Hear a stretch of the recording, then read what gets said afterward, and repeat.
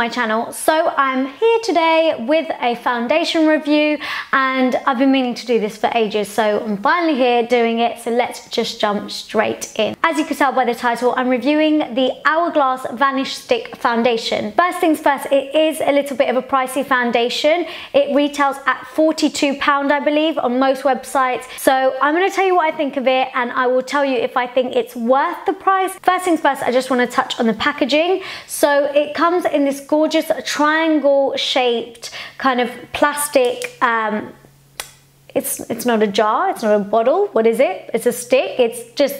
It's holding the stick foundation, basically. If anyone knows what word I'm looking for, leave it down below for me, because I'm clearly going blank. It just is really sleek feeling and looking. Like, I've never ever seen a foundation come in a packaging like this where it's like triangle shaped. So you just pull off the lid, nice and easy, and when you put it back on, it's got that really nice firm click, so you know that the lid isn't going to come off or anything like that. So it's really, really good to travel with because it's nice and sleek and small, and yeah, you know your lid's not going to go flying and you're safe. All you do is just twist up your foundation, and even the twist is really nice and like smooth on it. You're not like kind of really going hard at twisting it or trying to twist it for ages to get it up. You twist it, it comes up nice and super easy, and then the foundation itself is also this triangle kind of shaped. So what I like about this kind of triangle shaped foundation stick is that it really does help you to get around like the small crevices of your face. Like, say if you wanted to put it around your nose, if you wanted to use it as a concealer, you totally could, and pop it underneath the eyes.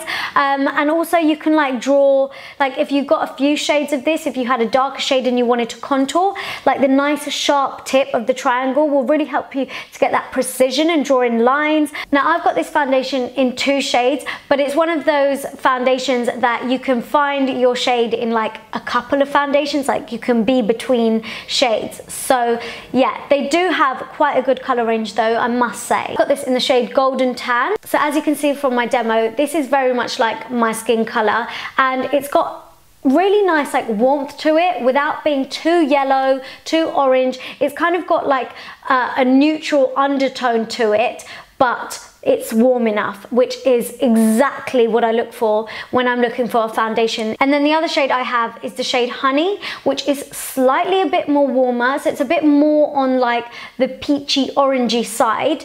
And the reason I got this is because my neck is a little bit darker than my face, so I thought if I match it to my neck, which is what I usually do, then I'll have the right foundation shade, and when I highlight and things like that, everything will be fine. But I found that when I applied Honey on its own, and I don't know, on the demo, I think when I put it on, it does look okay, but I think it's still just slightly too orange for all over my face.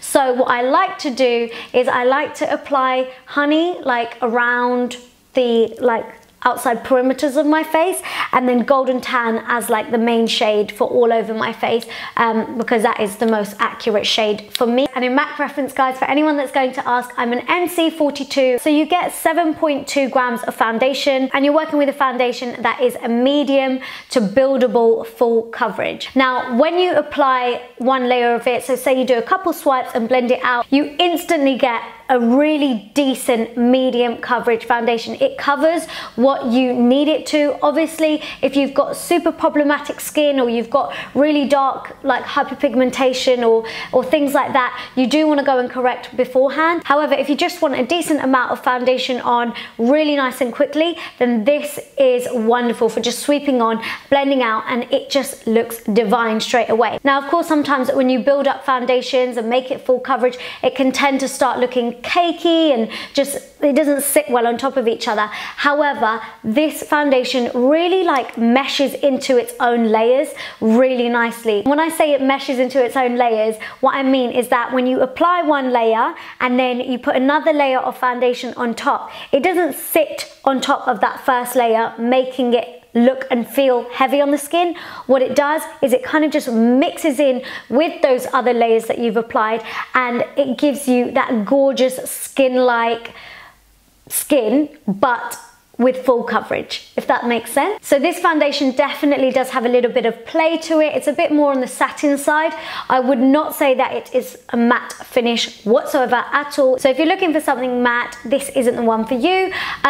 It's just like a satin, skin-like, glowy finish. But when I say glowy, I don't mean wet, dewy, not too like watery whatsoever. Now I have combination skin, so my skin is like oily sometimes in the T-zone and then I'm drier elsewhere. And I found that this foundation in the oily areas throughout the day, it does start to separate a little bit. Now, I have to be really careful of how I wear this foundation in those oily areas if I want to wear it all day. So I have to make sure I'm priming my skin, and I make sure I have to powder my skin correctly for this foundation to last as long as I want it to. I love to wear a foundation that I can put on and it stays on for hours and hours and hours. I don't have to touch up whatsoever. However, this foundation, it does tend to kind of have a little bit of slip and slide to it, and throughout the day, eventually it will kind of tear apart a little bit.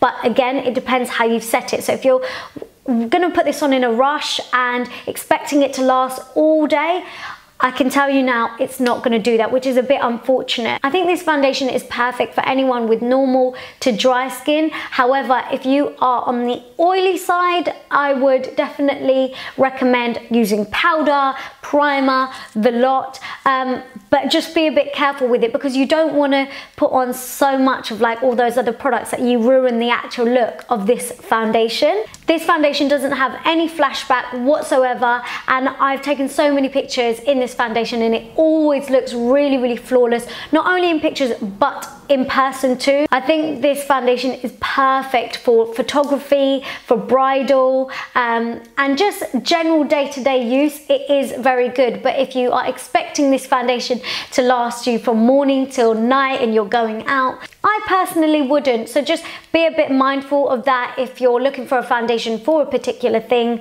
you know, for lasting day to night, then this one might not be the one. It is such a beautiful foundation on and to work with. It just blends like an absolute dream. You can use it with a brush, which is what I like to use it with, or you can use it with the damp beauty blender sponge, and it just is gorgeous. So for £42, yeah, I think I would purchase it again, and I really, really like the shade also. But guys, if any of you have tried this foundation and you've got any other products that you use with it that work with it nicely, then comment down below and let me know what they are. Let everyone else know what they are too. If you want to see any more reviews for anything else, foundations, concealers, anything, leave it down below in the comment section and I will do it. But that's it, guys. I hope you enjoyed this.